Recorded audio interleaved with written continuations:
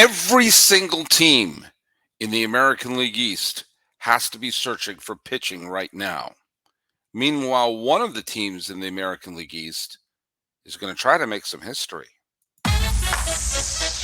You are Locked On MLB, your daily MLB podcast. Part of the Locked On Podcast Network, your team every day.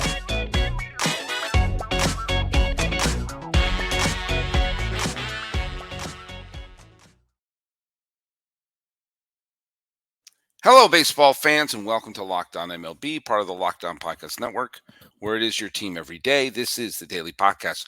We talk about all of Major League Baseball. I am your host, Paul Francis Sullivan. You can call me Sully. There's my lower third. Still using the other computer right now because I am having computer issues here, but we're still getting podcasts out for you every single day. And guess what? I've been an Emmy-nominated television producer. I've appeared on shows on HBO and ESPN2, and I've been a baseball podcaster for well over a decade now. I'm now been at the Locked On Podcast Network for the last 5 years, and let me tell you something: as you're seeing more and more outlets being gutted for your sports news, you're going to like having a place like the Locked On Podcast Network, where you do have people who do love the game, do love the teams, and are going to be there for you all the time. So please support us and support our sponsors. And you know what? Tell people to listen in. Every single team in the NBA, NFL, Major League Baseball, hockey, all the major college sports teams, they're all represented by a terrific and dedicated podcaster who's giving you product all the time. So check them out. They're more than I can listen to because my day consists of 24 hours and there are way too many shows to listen to, but they're all terrific. They each have a certain point of view and they're all worth listening to. And follow us at Locked On MLB Pods on Twitter and Instagram. I'm your pal Sully, Sully Baseball on Twitter, Sully Baseball Podcast on Instagram. We're going to drop this particular episode on July 11th, which is a Tuesday. We're already 3 episodes into this week, and there are no games going on. The Home Run Derby is actually, full disclosure, it's going to start in about an hour and a half from now. It's still daylight here in California. A lot of people are going to cover the Home Run Derby, and I think Home Run Derby is a lot of fun, but I want to talk about a couple things going on. First of all, let's take a good, close look at the team that for a while looked like was going to absolutely run away and make mincemeat of the American League East. At the end of June, we're right now, let's just call it the middle of July. Okay, it's July 11th, so you're in the middle third of it. There are going to be very few, there's going to be no games played for the next 3 or 4 days. So we're basically midway through July. We're beyond the midway point of the season. But psychologically, we're the midway point there. And the trade deadline is only a couple of weeks away. When June ended, the Tampa Bay Rays were nearly 30 games above 500.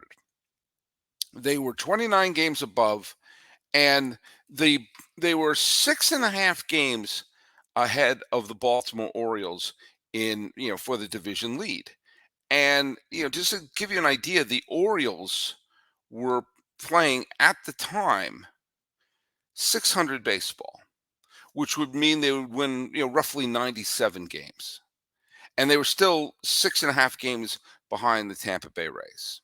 And the Rays were playing at a 671 clip at the end of June, which would have been a 108 win season, it would have been the greatest Rays team of all time.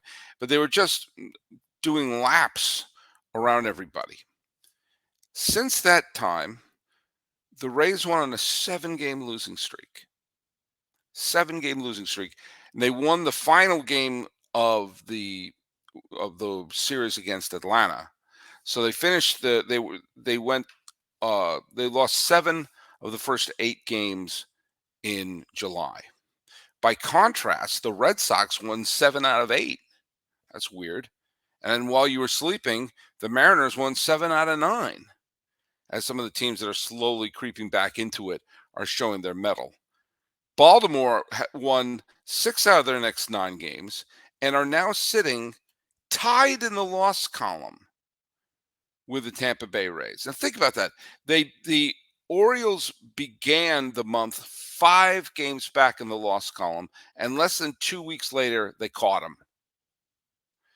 And while the Rays will probably win the division, but they're only 2 games separate Baltimore and Tampa Bay, and no games separate them in the loss column.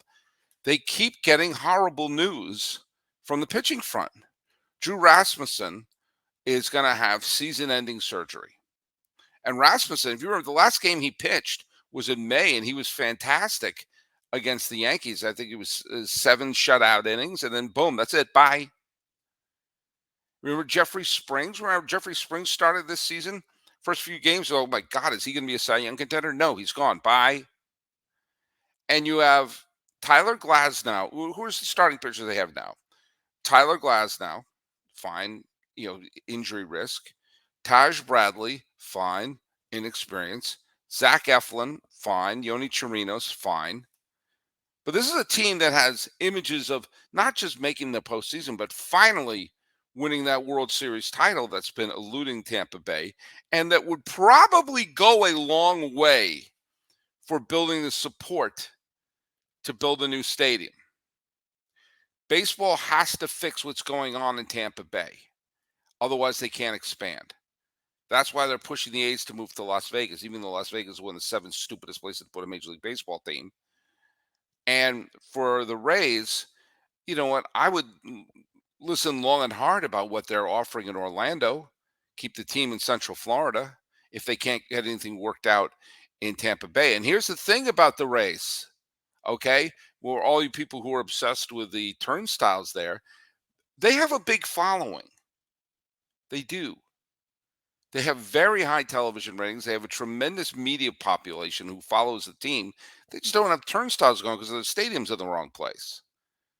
But I do think showing that they are a World Series contender will go a long way. And it sure looked like it was a foregone conclusion. But now, would it stun you to see the Orioles in the World Series as it is right now? Would it stun you to see the Astros once again get in there? Hell, would it stun you to see Cleveland do it, who's been fabulous the last couple of weeks and have captured first place by themselves, albeit with a 500 record at this point? The Rays have to start knocking on people's doors. They need to be calling up the White Sox every hour on the hour. In fact, the White Sox, when Rick and everyone there who runs that team, really, really, really, and did I mention really, better hope that they've got a good phone system, because they're getting tons of calls from all the teams in the American League East for Giolito, for Dylan Cease, and hell, for Lance Lynn. All the teams in the American League East need to add another arm. The Orioles, who suddenly looked up and said, oh my goodness, are you kidding me? Are we really going to be a potential pennant contender? Are we really going to be that? That could go a long way. I mean, I suggested they should go after Shohei Ohtani, and they file that under why the heck not.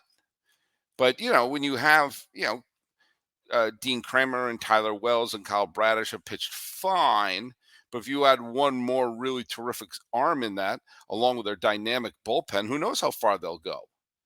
Toronto, filled with all that young talent, have to dust themselves off, and they could be the great sleeping giant of fan bases. And the Yankees, who, let's face it, looked pretty bad this weekend against the Cubs, to the point where they fired the hitting coach.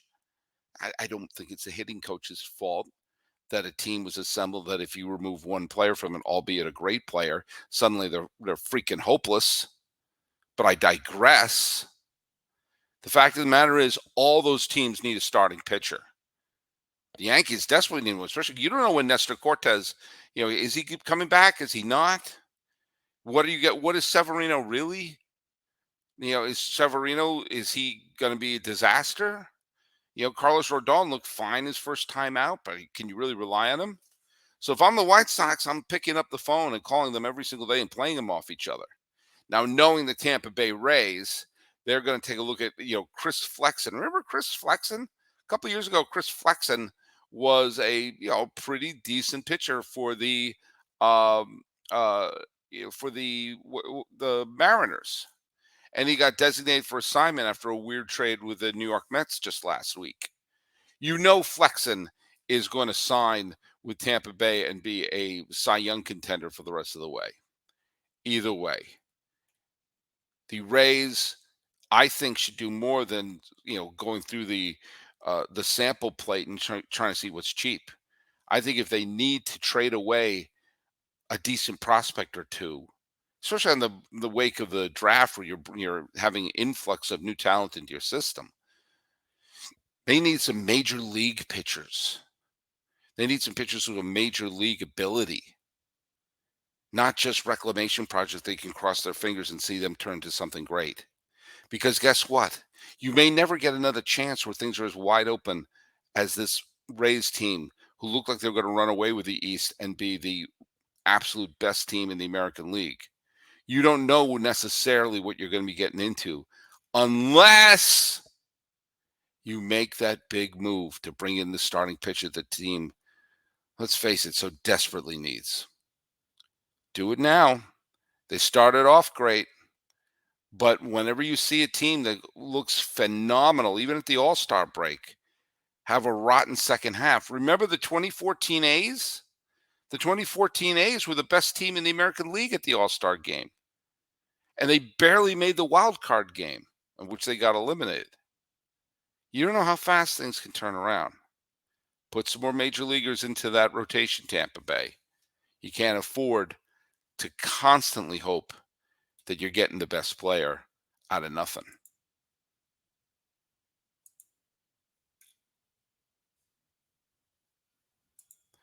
Hey, let's talk a little bit about bird dogs. Look at, do you like pants? Most of us do. Do you want pants that fit well? Most of us do. Do you want pants that look great? Yeah, most of us do. And do you know what? Bird dogs do all of the above. Bird dog stretch khaki shorts are designed to fit slimmer through the thigh and the leg. We're talking about you, not some chicken. And it gives you a truly sculpted look. Bird dogs can do the exact same thing as some of those other brands out there, including one that rhymes with moo moo memon, but they fit so much better. They fit ways that regular shorts don't because they're made of stiff, restricting cotton. Bird dogs fix this issue by inventing cloud knit fabric that looks like khakis but stretches to give it a slimmer fit without having to sacrifice movement. And they use anti-stink sweat wicking fabric, which, trust me, I need, that helps keep you cool and dry all day long. Now, tell you what you've got to do is you've got to buy yourself these, especially come summertime. You want to be able to go out with your friends wearing shorts. Do you want to go do some activities? Do you want to do some work around the house and where you're wearing shorts? Guess what? Bird dogs are the right shorts for all of the above. Go to birddogs.com/LockedOnMLB or enter promo code LockedOnMLB for a free Yeti style tumbler with your order. That's birddogs.com/LockedOnMLB or promo code LockedOnMLB for a free Yeti style tumbler. You won't want to take your bird dogs off. I promise you.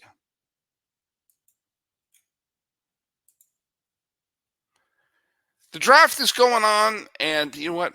Please, please, please check out Lindsey Crosby at Locked On MLB Prospects because he's doing a great job covering it and bringing on a lot of the hosts of the individual teams to talk about some of their drafts. There was a player, I think I mentioned him in passing when I was talking about players who I didn't know. And the Toronto Blue Jays had the number 20 overall selection. And with it, they drafted Arjun Nimmala. And Arjun Nimmala is uh, uh, a shortstop who's currently going to Strawberry Crest High School. And let me take you down to Strawberry Crest. And he is obviously he's a solid talent. He was picked in the top 20 in the draft. He's a shortstop, but like many shortstops in high school, high schools put their best athlete at shortstop.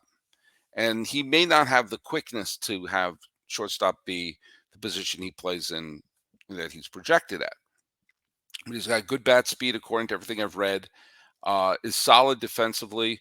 Will probably move over and become a second baseman, maybe become an outfielder. I don't know. Neither do you.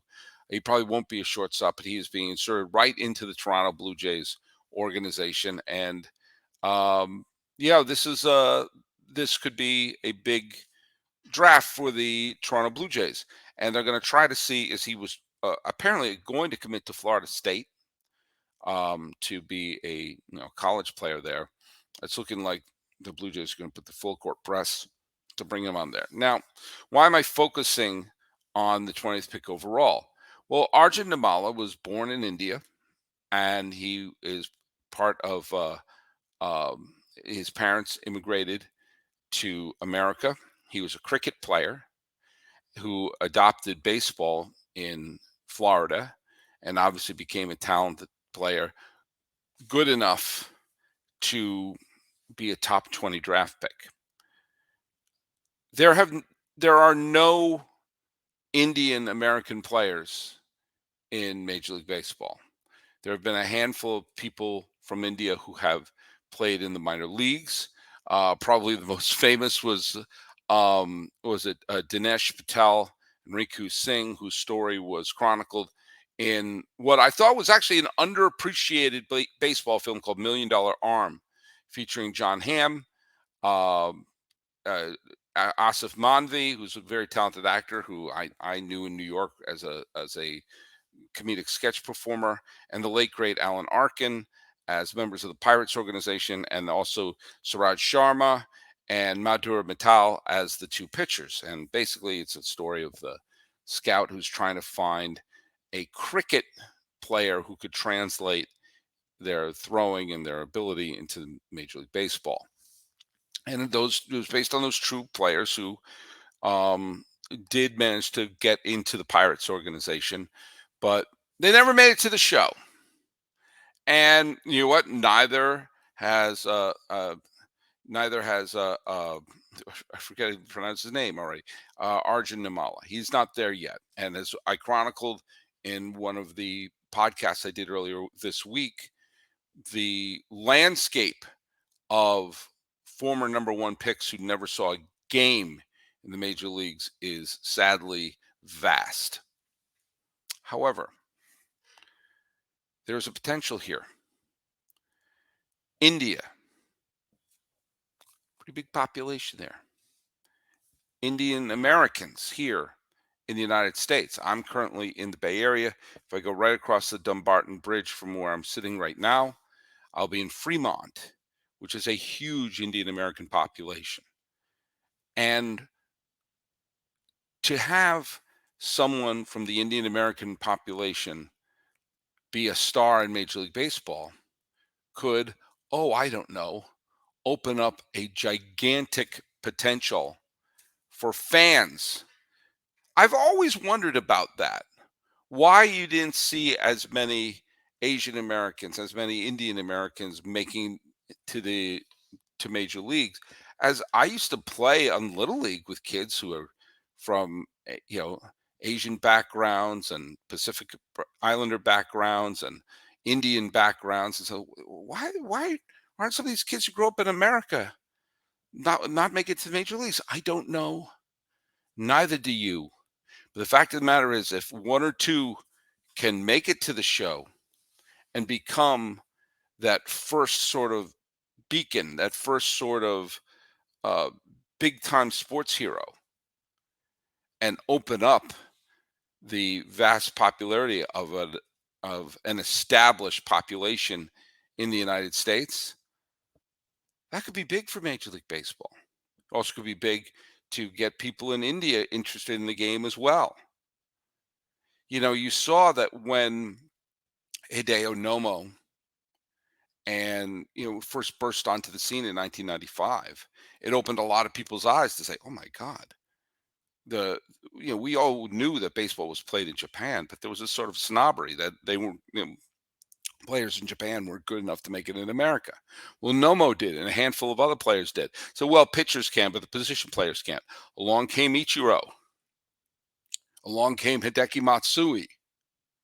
And now, they can show that a Japanese player could be a big star as a pitcher and a hitter at the same time. Well, maybe there's a great player in India right now, or a great player in Fremont. A lot of baseball players come out of the Bay Area. A lot of baseball players come out of Florida. And now there's a potential to have one who could be the big star for a new demographic, opening up the possibility to always make sure the best players, no matter where you are, no matter what your background is, get a shot at Major League Baseball.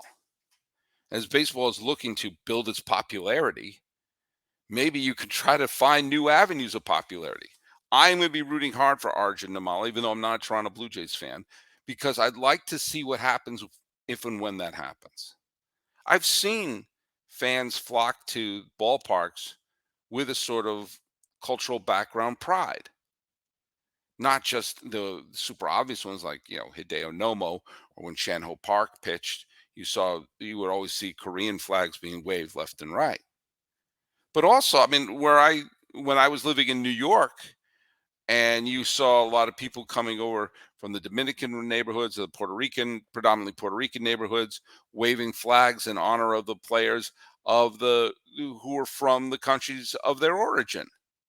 Hell, when Manny Ramirez came up and he was with Cleveland, every time he came to New York, everyone from Fort Washington would show up waving Dominican flags and going nuts for Manny Ramirez. This is a potential here. And I can't lie, I find it very exciting. I like it when the game grows. I like it when the look and feel of the game changes.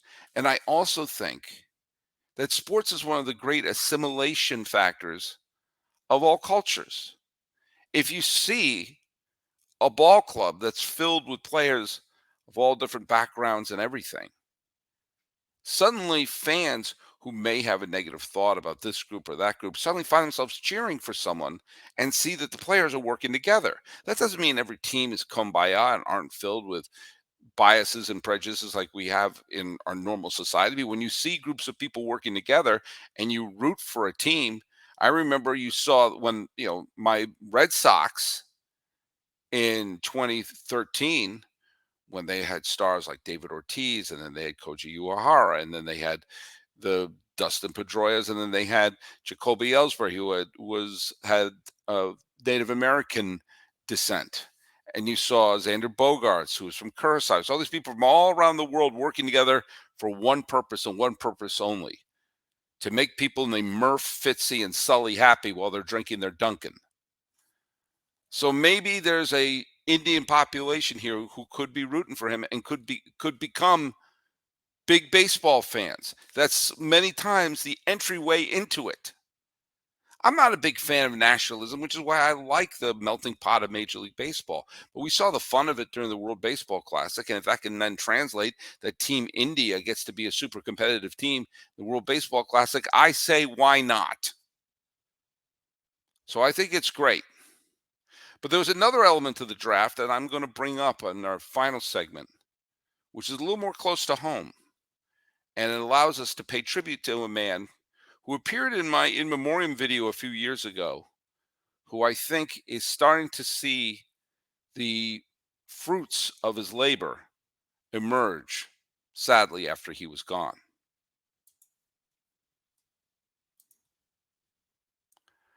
Okay, let's just talk a little bit about therapy.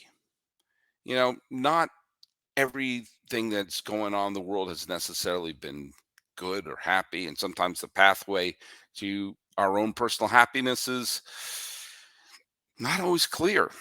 You know what? In the last few years, I've had a bunch of very stressful and sad and confusing things happen in my life. The death of my father a few years ago, uncertainty with my job, obviously coming off a world with COVID and everything like that. So many things can be overwhelming. And trying to find a pathway to happiness is not only always clear, but trying to find that way on your own isn't always the best thing to do.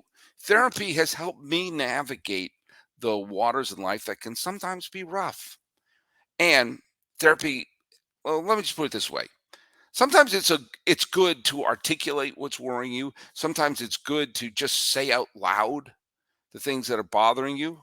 And sometimes it's good to have someone who gives you that form, but also will challenge some of your preconceptions.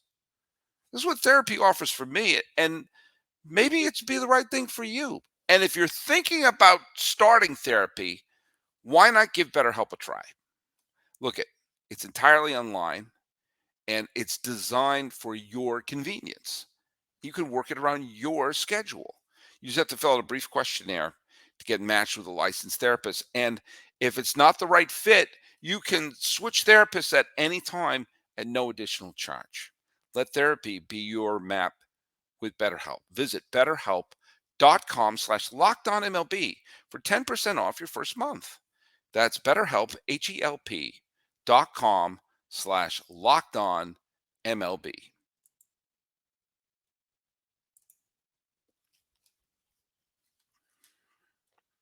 A lot has been written, and trust me, I'm not the right person to try to break this down, but the drop off of African Americans playing in baseball has been noticeable.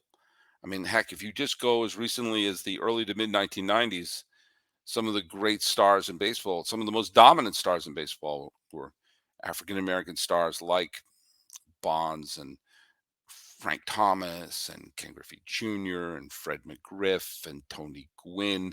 Ricky Henderson won the MVP. Dave Stewart was leading teams to the World Series. I mean, Kirby Puckett and Derek Jeter. And then at one point, the number of African American players in baseball seemed to stop. And there have been entire teams who've made it to the World Series without a single African American player on their roster. Doesn't mean that it's been lily white. I mean, there have been tremendous, as I mentioned before, the influx of international stars has been wonderful. Stars from the Caribbean, stars from Central America, stars from Asia. And it's created a kaleidoscope. But there was a man who saw that the popularity of baseball amongst African American youth was plummeting. I've made the point that I think that when some of those stars I just rattled off were at their apex, baseball was basically at war with their own players and wouldn't promote them. I think that's no small factor of why Ken Griffey Jr. and some of those other names weren't the household names as many basketball players or football players. But there were also other elements, including the way that baseball was scouted and also the way that baseball leagues were formed for young people, travel leagues and other things that became very expensive. A man named John Young was a former first baseman for the Detroit Tigers, and he was a minor league instructor.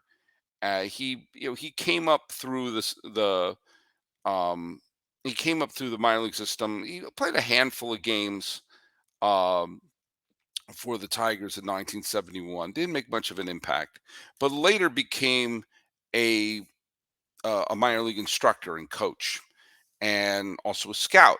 And so he worked for a bunch of different teams, including the Tigers, including the Rangers, including the Padres, including the Marlins.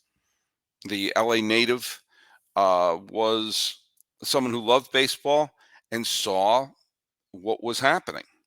And he saw what was happening in the 80s.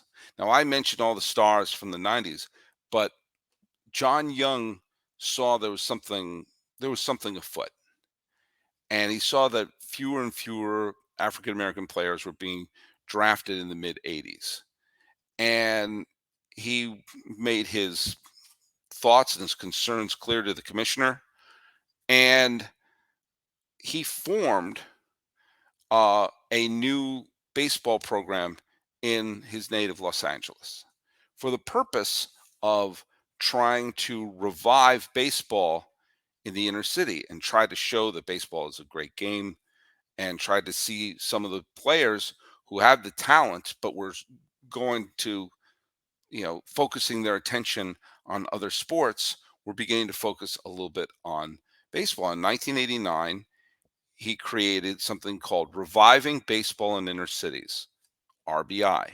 Get it? That was in 1989. And several other well known black players from the time, including two fellow natives of Los Angeles, Eric Davis and Darryl Strawberry, uh, helped participate in it. And in 1991, Major League Baseball partnered with him. And the program was, has had some success, and it's part of Major League Baseball's project to try to find new players, but give the players leagues to play in and equipment, and also things like mentorship and instructions, not just in terms of baseball, but in terms of life. It expanded into St. Louis, expanded to Kansas City, expanded to Harlem. It got sponsors from people like Nike, Cal Ripken Senior Foundation, Louisville Slugger, New Balance. A lot of people putting money into it, and there have been some major leaguers who have come up through their system. Probably the biggest name is CC Sabathia. But other players like Jimmy Rollins, the Upton brothers, and they've also gone into other countries. And you know they there have been also it's helped steer certain kids into getting baseball scholarships and getting their college education. It's a solid program, and with it, baseball has created other forms, has used that basically as a foundation and as the inspiration for some of the other programs, including MLB Develops. And MLB Develops is basically a program that took what John Young's founded and built up upon it, creating more mentorships, opening up more possibilities for young players to try to make it through the major leagues. And you saw during the draft yesterday a couple of players, including Enrique Bradfield from Vanderbilt University, was drafted by the Orioles ahead of Arjun Nimmala. I just mispronounced his name, Arjun Nimmala. Um, and Enrique Bradfield Jr. was drafted by Baltimore, number 17 overall. There was a couple other players. Chase Davis was also picked, and he was part of their developmental organizations. And maybe, just maybe, a couple of factors could come about. I think more and more people are going to be a little reticent to having their kids play professional American football with our knowledge of concussions and everything like that. But I also think that a lot of these programs that are designed to open baseball up in places where it may have been cost prohibitive, and to keep some of the players to get the coach and training that they would normally get on a travel squad, and put them in a situation where if they can't be on the road to the major leagues, maybe they'll be on the road to professional baseball. Maybe they'll be on the road to a college baseball and get their education. Maybe they'll be on the road to making a living in Japan. I don't know, and neither do you, but at least it will open up more possibilities. The Arjun Nimmala draft could open up the possibility for other players from the Indian American community to be focused on Major League Baseball. Well, there's been a generation of potential lost baseball players who didn't focus on Major League Baseball, and we saw the result of it. I want to have a new influx of players. I want an influx of players from rural America, from the inner cities. I want them from Japan. I want them from Fremont. I want them from India. I want them from Ireland. I want them from all over the world. I want to see all the best talent playing Major League Baseball or representing their country, and making it so that there's so many tremendous players everywhere that when they do the World Baseball Classic, we know we're seeing all the best in the world. And that includes right here in our country too. And John Young knew that. He knew that a couple of generations ago, and helped set up some of the programs that opened up baseball to people that was being closed to. Sadly, as I mentioned, he was in my in memoriam video from a few years ago, which means he died a couple of years ago.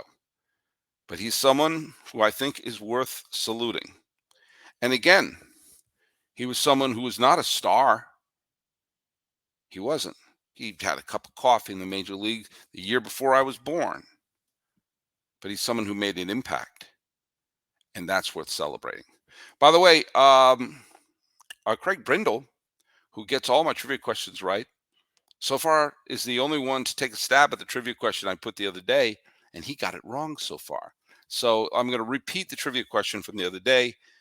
5 pitchers in Major League Baseball history have pitched a no-hitter in both the American League and the National League, but only one is not a Hall of Famer. So send that along. I'll give you a shout out. I hope you have fun watching the Home Run Derby tomorrow. Miller Thomas and I are going to be talking All-Star Game and also be talking about, well, maybe some of the surprising things in baseball from this from the first chunk of this year, and also, is anyone going to be on the firing line? I don't know, and neither do you. But follow us at Locked On MLB Pods on Twitter and Instagram. You can follow me. I'm your pal Sully. I'm at Sully Baseball on Twitter, Sully Baseball Podcast on Instagram.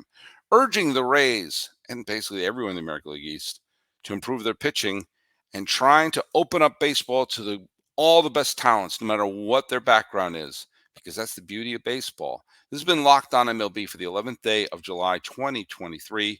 I'm your host, Paul Francis Sullivan. Please call me Sully.